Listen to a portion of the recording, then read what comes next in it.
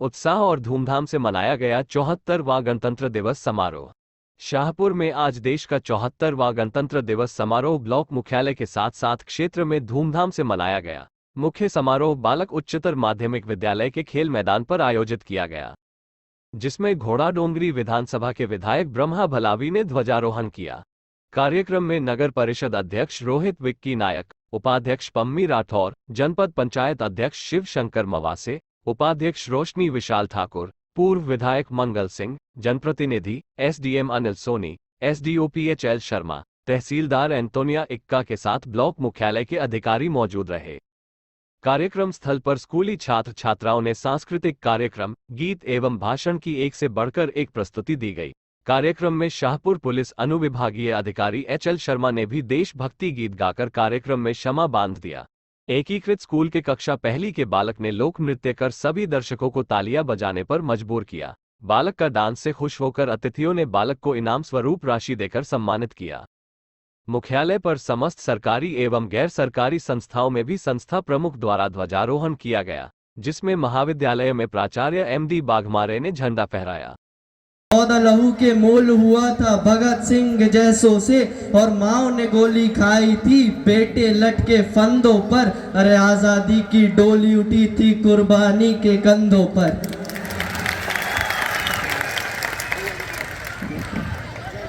जैसा इस प्रकार हमें आज़ादी तो प्राप्त हो गई थी, परंतु देश चलाने के लिए हमारे पास कोई नियम कानून नहीं थे। अतः एक संविधान सभा का गठन किया गया, जिसके अध्यक्ष डॉक्टर राजेंद्र प्रसाद और जिसकी प्रारूप समिति के अध्यक्ष डॉक्टर भीमराव अंबेडकर थे।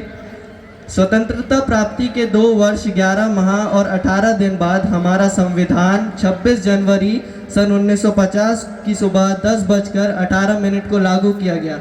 जैसा कि आप सभी जानते हैं कि हमारा संविधान भारत का दुनिया का सबसे बड़ा लिखित संविधान है, तो इसके रचयिता श्री डॉक्टर भीमराव अंबेडकर को मैं कोटि कोटि नमन करता हूँ। और बलिदानियों का सपना जब सच हुआ देश तभी आज़ाद हुआ, कि बलिदानियों का सपना जब सच हुआ देश तभी आज़ाद हुआ। आओ सलाम करें आज उन वीरों को जिनकी शहादत से ये भारत गणतंत्र हुआ, जिनकी शहादत से ये भारत गणतंत्र हुआ। क्षमा कीजिएगा यदि हम दूसरे देश के झंडे जला देने या दूसरे देश के मुर्दाबाद के नारे लगा देने को अपनी देशभक्ति समझते हैं, तो शायद हम गलत हैं, क्योंकि हमारी संस्कृति, हमारे संस्कार, हमारी देशभक्ति हमें सिखाती है कि हम कहें हिंदुस्तान जिंदाबाद और ये सारा जहां जिंदाबाद, क्योंकि हमने सीखा सर्वे भवन्तु सुखिनः सर्वे सन्तु निरामया। और क्षमा कीजिएगा दोस्तों यदि हम भारत माता के राष्ट्रगान का सम्मान कर देने या भारत माता के जोरों शोरों से नारे लगा देने को ही अपनी देशभक्ति समझते हैं, तो शायद हम गलत हैं। क्योंकि एक असली देशभक्ति तब होती है दोस्तों जब हम अपने से बड़े अपने माता पिता का सम्मान करते हैं, आदर करते हैं और अपनी पढ़ाई पूरी ईमानदारी से करते हैं।